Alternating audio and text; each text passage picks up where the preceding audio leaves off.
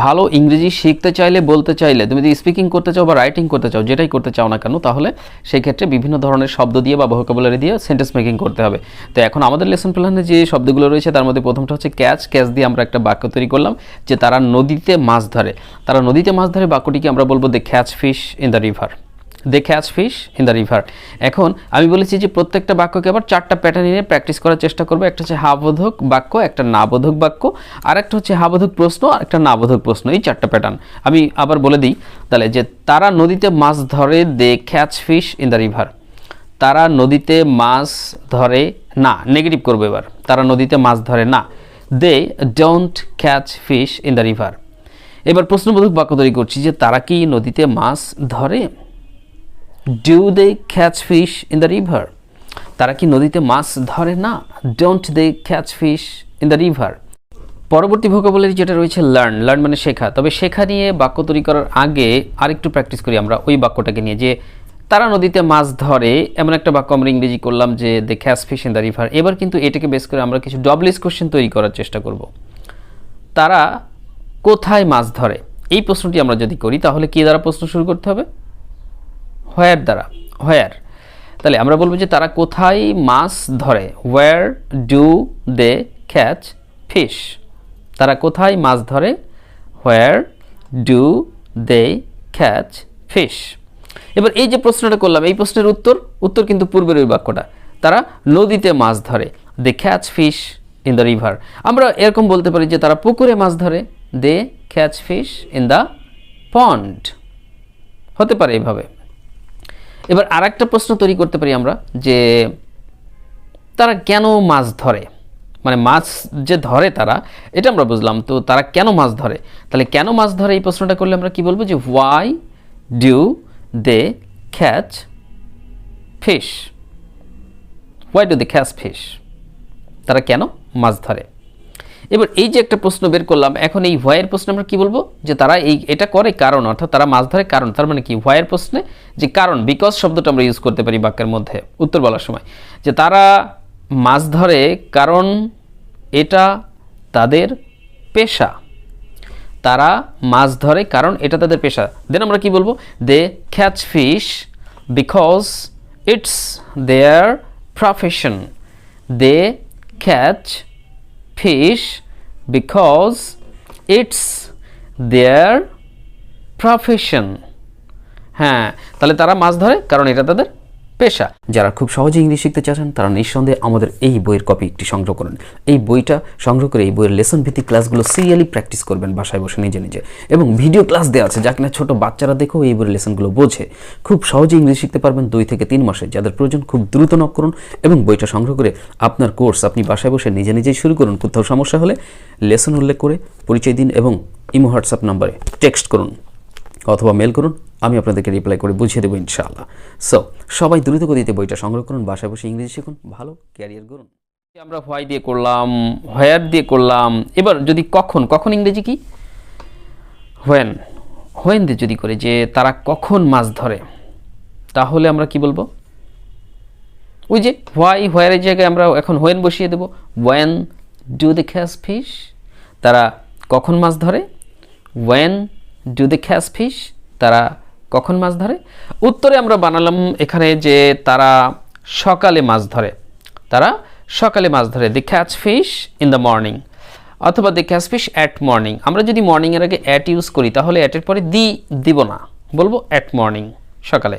আর যদি ইন ব্যবহার করি তাহলে দিয়ে দিব যে সকালে, ইন দ্য মর্নিং। তাহলে they catch fish at morning অথবা they catch fish in the morning, তারা সকালে মাছ ধরে।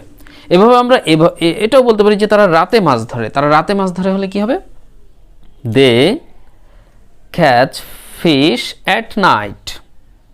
Fine, they catch fish at night, তারা রাতে মাছ ধরে। এবার এরকম যদি করতাম যে তারা কার সাথে বা কাদের সাথে মাছ ধরে, কারো সাথে হলে কি হবে? ওই যে ডব্লিউএইচ ওয়ার্ড আমরা শিখেছি এর আগের ক্লাসে শিখেছিলাম যে হুম ছিল। হুম মানে কি? কাকে। এখন হুমের আগে আমরা কি দিব? উইথ ব্যবহার করব, যে উইথ হুম, কার সাথে বা কাদের সাথে, কার সাথে বা কাদের সাথে। আচ্ছা, আমরা বললাম যে তারা তাদের বন্ধুদের সাথে মাছ ধরে। They catch fish with their friends. They catch fish with their friends, তারা তাদের বন্ধুদের সাথে মাছ ধরে। এইভাবে আমরা বিভিন্ন ধরনের বাক্য তৈরি করার চেষ্টা করব। আচ্ছা, পরবর্তীতে যাই। অ্যাকিউজ, অভিযুক্ত করা ইংরেজি কি? অভিযুক্ত করা ইংরেজি হচ্ছে অ্যাকিউজ, ACCUSE। বানানগুলো কিন্তু মনে রাখতে হবে, কারণ আমরা যদি বানান মনে না রাখতে পারি তাহলে কিন্তু হয়তো মুখে বলতে পারবো, মুখে বলতে তার বানান লাগে না, অ্যাকিউজ বলে দিলাম, কিন্তু লিখতে গেলে আমার কি হবে? বানান লাগবে, তাই আমাদেরকে বানান মুখস্থ করতে হবে। তাহলে অ্যাকিউজ মানে অভিযুক্ত করা। আমরা বললাম যে কর্তৃপক্ষ লোকটিকে অভিযুক্ত করলো, কিন্তু এখানে আমরা এরকমও বানাতে পারি কর্তৃপক্ষ লোকটিকে চুরির দায়ে অভিযুক্ত করলো। মানে লোকটি হয়তো চুরি করেছিল, কোনো জিনিস চুরি করতে যে হয়তো তাকে ধরা হয়েছে ওই সময়, তো এই কারণে আমরা বলছি যে লোকটিকে চুরির দায়ে অভিযুক্ত করা হয়েছিল, চুরি করার জন্য। চুরি করা ইংরেজি কি? চুরি করা ইংরেজি হচ্ছে স্টিল, STEAL। স্টিল মানে চুরি করা, যার তিনটা ফর্ম হচ্ছে steal, stole, stolen. Steal, stole, stolen. তো এখানে যখন চুরির দায়ে, এই যে চুরি করা বিষয়টা, চুরি করা ভার্ব অর্থে বলছি না, চুরি করা ব্যাপারটা নাউন অর্থে বলছি, তখন কিন্তু আমরা এই যে চোর ইংরেজি কি হয়? থিপ, THIEF, THIEF। থিপ মানে কি? চোর। আর চোর যে কাজটা করে তার সেই কাজের যে নামটা, চুরিটা, এই চুরি ইংরেজি কিন্তু theft, THEFT, theft, THEFT। Theft মানে চুরি। আর চুরি করা যেটা, সেটা কিন্তু আলাদা, ভার্ব অর্থে স্টিল। তো লোকটিকে চুরি দিয়ে অভিযুক্ত করা হয়েছিল, বা তারা কর্তৃপক্ষ বলেছি, তাই না? কর্তৃপক্ষ লোকটিকে চুরি দিয়ে অভিযুক্ত করলো, তাহলে হবে দ্য অথরিটি। এবার অভিযুক্ত করলো মানে করেছিল, পাস্ট টেন্সের ব্যাপার, কোন টেন্স? করেছিল, হয়ে গেছে, পাস্ট টেন্স। তাহলে the authority accused, the authority accused, অ্যাকিউজডের শেষে ডি হবে, ডি। হ্যাঁ, the authority accused the man for theft. The authority accused the man for theft. The authority accused the man for theft. কর্তৃপক্ষ লোকটিকে চুরির দায়ে অভিযুক্ত করেছিল। অনুমোদন করা ইংরেজি আমরা জানি, এর আগে আমরা শিখেছি। অনুমোদন করা ইংরেজি কি ছিল? অ্যাপ্রুভ, তাই না? অ্যাপ্রুভ মানে অনুমোদন করা।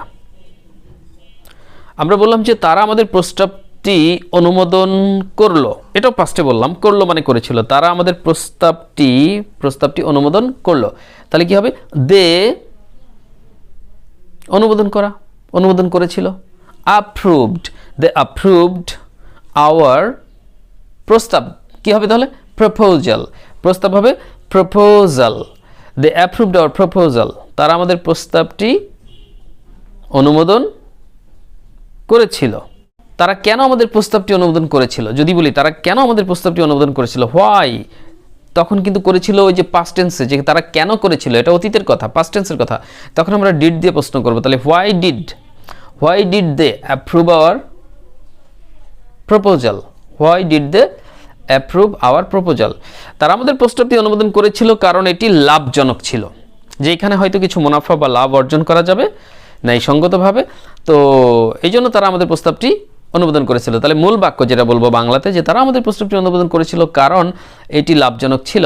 তাহলে দে অ্যাপ্রুভড আওয়ার প্রপোজাল বিকজ এটা লাভজনক ছিল। ইট was profitable, it was profitable, profitable মানে লাভজনক। আই রিপিট, তারা আমাদের প্রস্তাবটি অনুমোদন করেছিল কারণ এটি লাভজনক ছিল। They approved our proposal because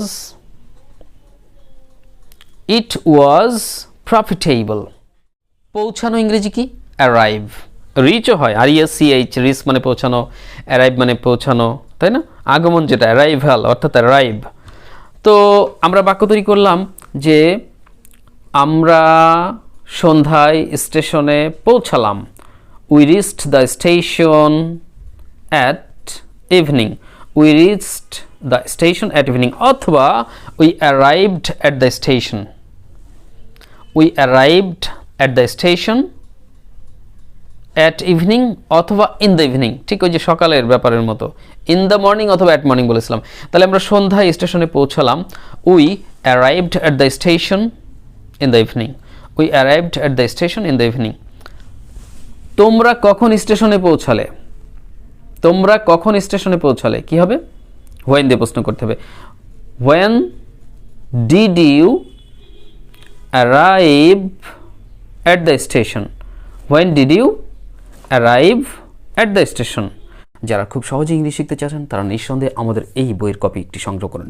এই বইটা সংগ্রহ করে এই বইয়ের লেসন ভিত্তিক ক্লাসগুলো সিরিয়ালি প্র্যাকটিস করবেন বাসায় বসে নিজে নিজে, এবং ভিডিও ক্লাস দেওয়া আছে যা কিনা ছোট বাচ্চারা দেখেও এই বইয়ের লেসনগুলো বোঝে। খুব সহজে ইংলিশ শিখতে পারবেন 2 থেকে 3 মাসে। যাদের প্রয়োজন খুব দ্রুত নক করুন এবং বইটা সংগ্রহ করে আপনার কোর্স আপনি বাসায় বসে নিজে নিজেই শুরু করুন। কোথাও সমস্যা হলে লেসন উল্লেখ করে পরিচয় দিন এবং ইমো হোয়াটসঅ্যাপ নাম্বারে টেক্সট করুন অথবা মেল করুন, আমি আপনাদেরকে রিপ্লাই করে বুঝিয়ে দেবো ইনশাআল্লাহ। সো সবাই দ্রুত গতিতে বইটা সংগ্রহ করুন, বাসায় বসে ইংরেজি শিখুন, ভালো ক্যারিয়ার